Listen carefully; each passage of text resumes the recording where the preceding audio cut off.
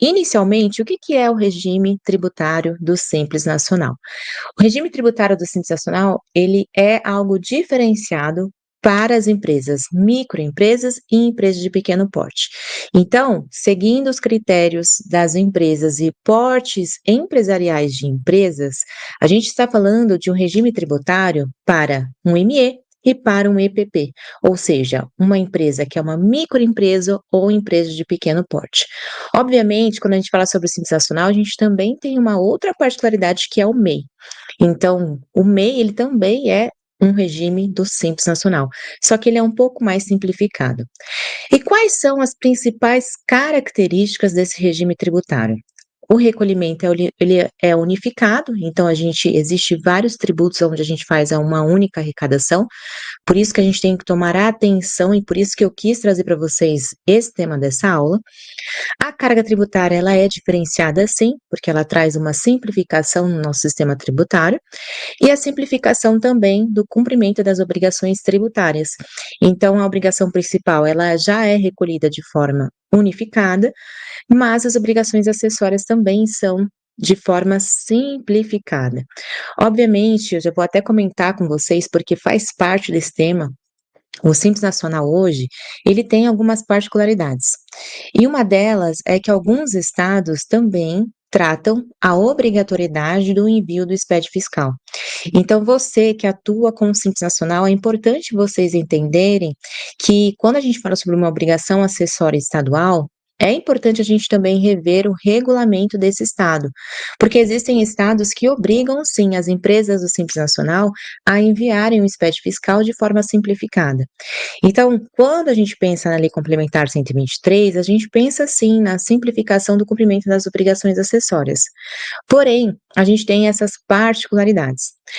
Quando a gente fala sobre obrigações acessórias, a gente pode falar sobre o SPED fiscal, mas quando a gente fala também sobre as obrigações principais, questão de recolhimento, a gente também fala sobre o diferencial de alíquota e até mesmo a substituição tributária, que o Simples Nacional, ele acaba fazendo recolhimento, independente dele estar no regime tributário diferenciado.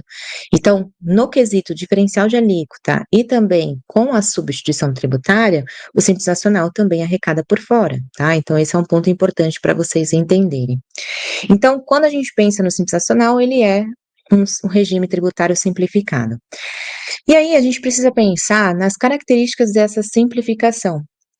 Uma vez que o governo, ele nos deixa requisitos para essa empresa estar operando nesse regime tributário.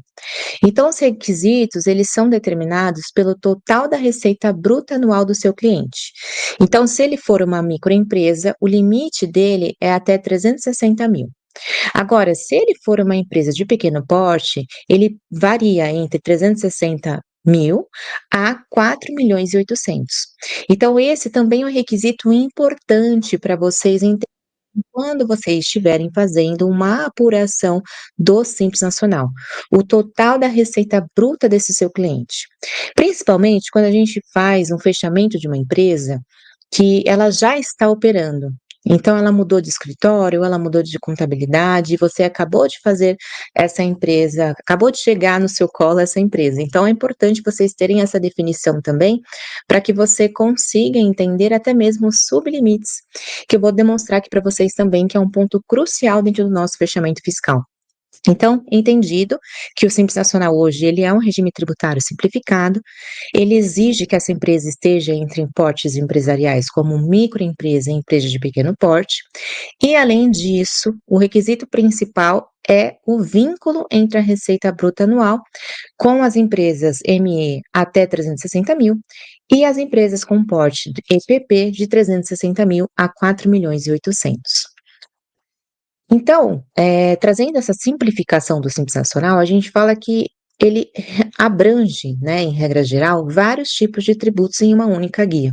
Então, a gente fala sobre RPJ, a gente apura o IPI, se ela for indústria ou importadora, o CSLL, o PIS/COFINS, até mesmo a contribuição previdenciária patronal está dentro do Simples Nacional, o ICMS, quando a gente fala sobre empresas que são indústrias, atacado, varejo, que tem a incidência do ICMS, e quando a gente fala sobre as prestadoras de serviço, o ISS.